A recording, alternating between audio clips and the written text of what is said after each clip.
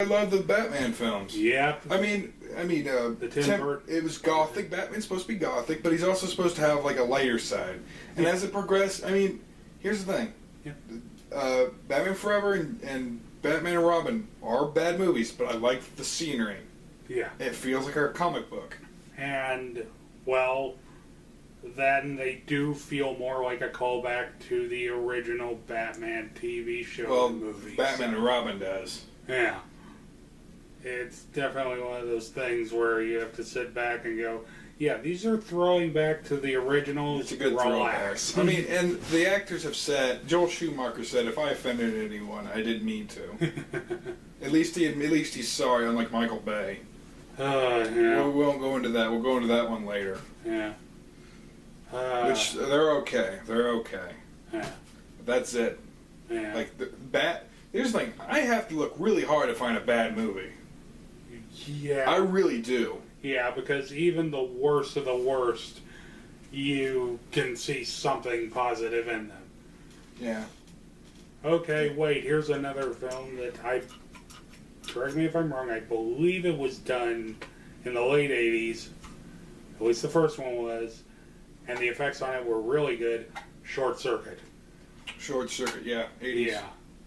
That was pretty good. Definitely one of those where you saw a robot that was animatronic and spouts 80s catchphrases. Yeah, and the best part is he doesn't seem like an animatronic. It's very well manipulated. Yep. And let's not forget the things that fall between the cracks. The stuff that are just there to be a movie. A waste of time.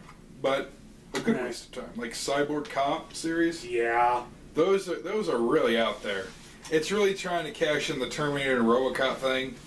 Cyborg Cop has nothing to do with a cop. It's an ex-cop. Yeah. And his brother got shut down, and his brother's rebooted. I don't know. It's very, very stale, and it has the dwarf from Lord of the Rings in it. Oh God. Yeah, he's in there. And then the sequel's even funnier because the main guy from the first film, he's very self-aware of himself. Oh God. And he's like the ultimate badass. And he is. It's like he wins every fight and stuff. And the music is really weird. It feels like something that should have been on TV, not in theaters. Yeah. And it's got that kind of camera. Yeah, then again, and the third one is even worse. It's not the same actors, and it's just... it's really bad. And let's see now, some others include the Monty Python films. Yeah. At least a couple of them were done in the 80s. Don't forget Indiana Jones. Oh yeah, we cannot forget Indiana Jones. No, we can't forget him. Those made a major star of Harrison Ford, after Star Wars. Oh wait, there's another thing we can't forget. Return of the Jedi. Was that 80s? Yes, that came out in about 85, if I remember correctly. Well, let me get the tape. Yeah, as everyone knows, I have the special editions. Who cares? Whatever you get. They were free, I'm not paying $5 to get the normals. Besides, there's no guarantee those things will work. Yeah. It's like, heck, mine's already falling apart. 83. Yep. Good eye. And, it brought to a close what a lot of people consider to be one of the greatest sci-fi trilogies of all time. Mm-hmm. And let's see now, you've got obviously all of the Molly Ringwald movies. I don't know about those ones. Some of them were alright. Don't forget the Karate Kid movies. We cannot forget those either. And I hate the remake. Or reimagining. It's cringeworthy and... it's just stupid. Barely passable. It's just... I think it was... They don't really need... It didn't need a remake. Right. And Besides, here's the thing: we can't tell what year it is because that's what I liked about Karate Kid. It was blatant 80s. Yeah. And that's good. I like that. The thing is, when you make a movie in in a futuristic time, you can debate that. Yeah. And when you don't use a lot of, RoboCop. Let's look at that. I mean, it's set in 2025. Yeah. And I feel like that's probably what the future's going to look like. Pretty similar, the same. Maybe architecture will be a little different. Yeah. A lot like Total Recall. I mean, yes, it's the future, and yes, we have independent. We do have planet space travel perfected, but it doesn't mean everything's hunky dory. Right. We're still fighting over minerals and resources, and everything's not as perfect. Right. And everything's still dingy and dirty, and feels more militaristic. Yeah. But that's a different story altogether. Yeah. But let's see. And Starship Troopers, I know that's a 90s film. Yeah. But it's a lot like the same thing. Yes, it's 200 years in the future, but it still feels like something you'd see in the 90s. Yeah. It's got that feel. Yeah.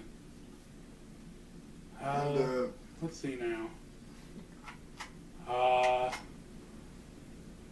It was a good year for comic book movies that in the 80s too. I mean, because there was like a lot of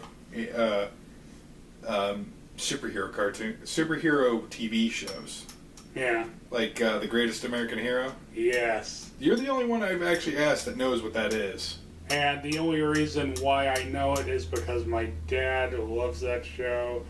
And the only reason why I remember the theme at all is because it's also used as a theme by one of my favorite internet reviewers of all time, The Sound the Snob. I mean, Yeah. Believe it or not, I'm walking on air. Never thought I could be so free. Believe it or not, it's just me. No, living on a wing and a prayer. Yeah. Believe it or not, it's just me, yeah. I love that song. Actually hit the top of the charts that week, and that thing went. Yeah, But, the song was catchy. The show It itself was pretty original. Yeah, it was pretty interesting. You know, It's like it's a lot like what's that really weird? There's two movies made by Monster Island Entertainment. Oh. The first one, giving the future of the world to the average of average. Oh. Yeah, you're right in the center. Well, let's see. It's Kra. That's the second film. Oh. Zarkor. Yeah. Zarkor the Invader. Yeah, it's a lot like monster that. from the deep. I have never seen Kra. I want to. Haven't found a link to it.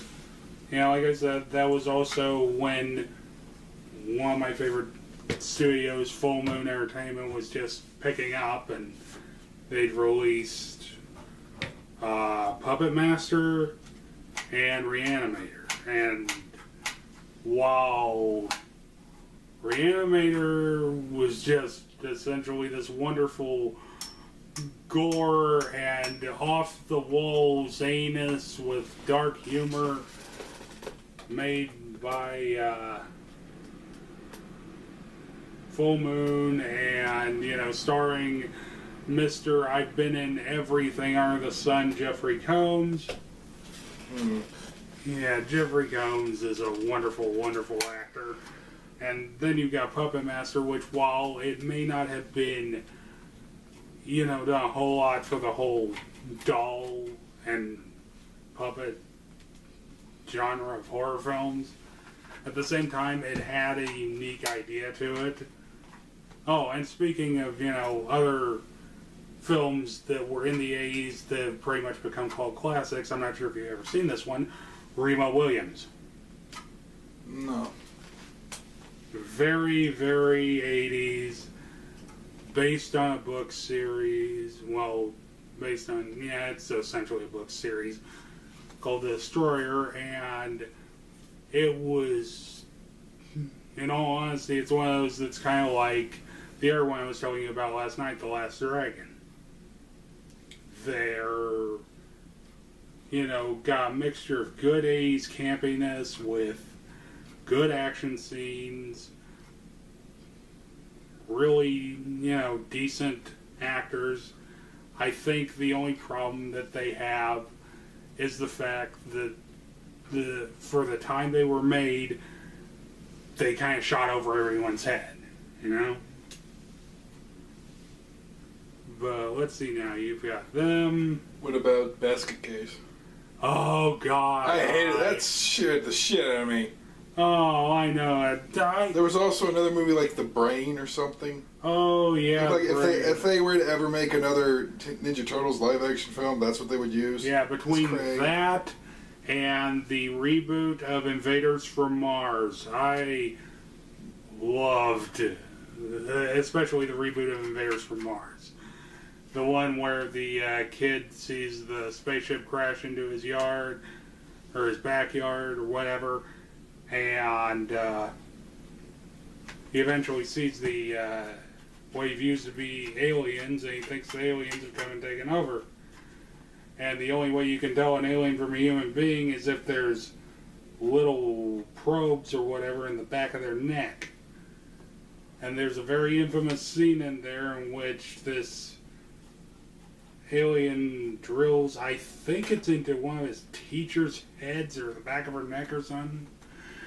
And, this is a film that even now has a PG-13 rating, but I'm looking at that and going, how is that a wow! PG-13? Yeah. Plus, there was a lot of really not well-known 80s movies that are now public domain.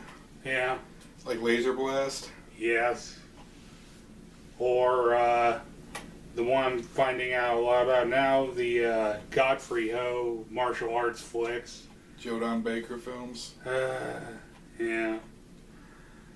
Stuff that, you listen to their soundtrack and go, yeah, you totally got the licensing for that. It's mostly the stuff you'd see on the Mystery Science Theater. Yeah. Oh, that was something in the 80s as well. Oh, yeah. That's still talked about today. Yeah. But then again, they ran for forever. About a good 11 or 12 years. Yeah. Let's see. And they're still around, though. Yeah. The riders, they do riff tracks. Yep, they do riff tracks. So there's Mr. MST 3K is still around. Yeah. Let's see now. You had the Muppet movies. You had Muppets, yeah. The Last Unicorn. There's a good example. That is a classic. Yeah, that. Okay, wait a minute. I'm sorry. Yeah, The Last Unicorn was done in the 80s. I apologize. Yes, it is. It was the Hobbit I was thinking of that was done in the 70s. No, the cartoon was in the 80s as well. It may have been released 82. in the 80s, but 82, I think. I'll have to double check that one. Well, I'm pretty sure it's the 80s because it had that kind of 80s color. Yeah, but at the same time, it was made by the. You know what's really weird about the guy who did that movie was basically a cartoon like porn. That guy. Huh. Really raunchy stuff. It's really, really weird. No, wait, I'm sorry. The Hobbit was in the 70s. It was The Lord of the Rings and The Return of the King. Those were done in the 80s. The books, at least. No. The books were done ages beforehand. The films were released. No. Yeah. They're 90s, dude. No. I have them all right here. You have the Amid Lord of the Rings? No. That's what I'm talking about. You're talking the live action. Well, yeah, that's what I was talking about too. Yeah, see, I was talking the animated. The animated ones came out in the 80s. Yeah. Yeah, Yeah, I know. The Lord of the Rings came out in 2003. Yeah, those came out in the 2000s, and they are the most well-known. However, visually, I've actually seen the animated Lord of the Rings. Yeah, there's a lot of song in them. The Hobbit and Return of the King, yes, because they were both Rankin Bass productions. The Lord of the Rings, however, made by a completely different company and made by a different director, too. Well, maybe that's the one I'm talking about. though. Yeah, it's got a darker tone to it. Yeah, the guy's really not all there in the head. Oh, yeah, the Bashki version, yeah. Bashki, yeah. Yeah, I know he's not all in the head, but I will admit, when it comes to animated, he can do it real well.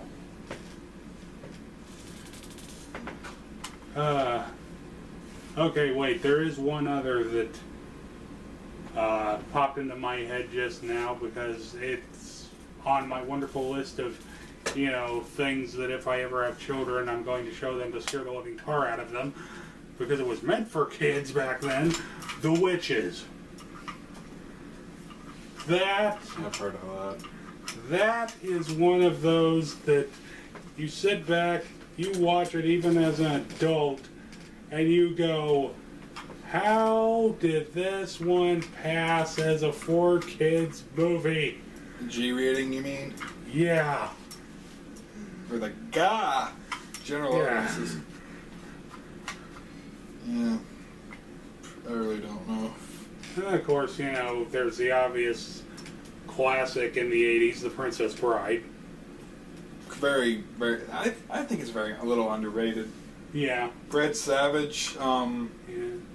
I forget the guy who drinks the poison. I forget the actor's name. Yeah, I know who you're talking about. The Spaniard.